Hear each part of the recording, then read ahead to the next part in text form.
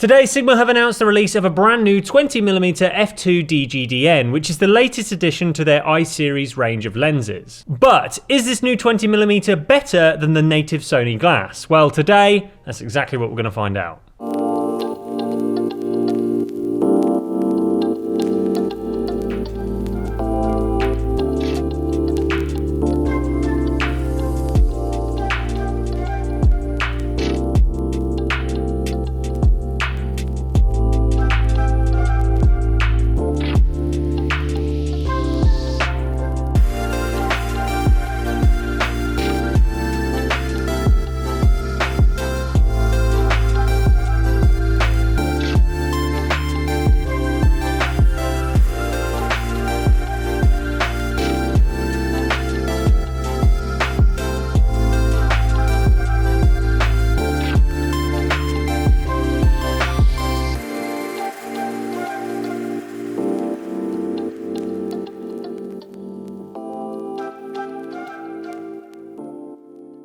Despite being almost identical in terms of weight, the Sigma is actually a fraction smaller than the Sony, but in any case, both of these options feel very nicely balanced on the front of my Sony a7 Mark III. The all-metal lens body includes an MF to AF switch, a manual aperture ring, and a manual focus ring. The Sony also includes an MF to AF switch, a manual focus ring, and a manual aperture dial, but it goes one step further by including a D-click switch on the side of the lens barrel, as well as a customizable AF lock button. In terms of weather sealing, the Sony has a dust and moisture resistant construction complete with a rubber O-ring around the lens mount, whilst the Sigma only offers a rubber seal around the lens mount and doesn't offer any additional protection from the elements. When shooting in manual focus mode, both of these lenses are silky smooth and responsive to use. The only notable difference is that the Sony has very little in the way of resistance on the dial, making it super sensitive to your adjustments, whilst the Sigma has a slightly longer throw and a greater amount of resistance. At launch, the Sigma will be priced at £649 or whatever it says on screen in US dollars, because at the time of recording I still haven't been told yet. But regardless of what that price is, it's almost certainly going to be cheaper than the Sony, because instead that will set you back £945 or $898. So this means that the Sigma picks up the first point for price. Both of these lenses feel very nicely put together, so I'm going to award points to both of them for build. However, when it comes to handling, in my opinion, the Sony lens just clinches the point because it provides much more in the way of features. When it comes to autofocus, in good lighting conditions, both lenses are quick to focus with no signs of hunting. In low light conditions, both lenses slowed ever so slightly, but still no signs of hunting. When shooting in continuous mode and wide open at the lens's respective maximum apertures, the majority of the images we took were sharp and in focus, with only a few of them being marginally soft as George got closer to the camera.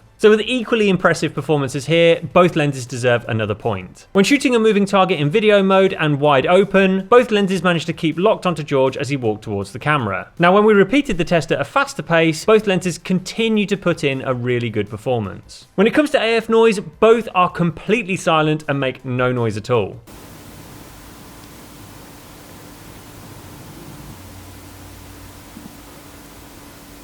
On the other hand, focus breathing is a problem for both of these lenses, though the Sony is very marginally worse than the Sigma. So with another almost faultless performance from both of these lenses, it's points all round once again. In our bokeh balls test, the balls created by the Sony are slightly larger thanks to its wider maximum aperture of f1.8. At the centre, both lenses produce nice round orbs, but at the corners, the Sigma creates noticeably cat's eye shaped balls, whilst the Sony, although misshapen, are certainly more rounded. When it comes to general bokeh quality, when zooming in you can see that the Sony does offer slightly softer bokeh than the Sigma, but being honest, I'd imagine most people really wouldn't notice this difference. So when handing out points in this round, I'm going to be slightly harsh here and award the point to the Sony, because it does clearly produce more perfect bokeh balls and softer looking bokeh. However, because the results are just so close, I am going to award half a point to the Sigma because the results it produced are still really decent. In our lens flare test, both lenses do a pretty good job at protecting against ghosting and flaring. Though, as is common with most lenses these days, both of these options do come included with lens hoods in the box, which will offer additional protection from glare.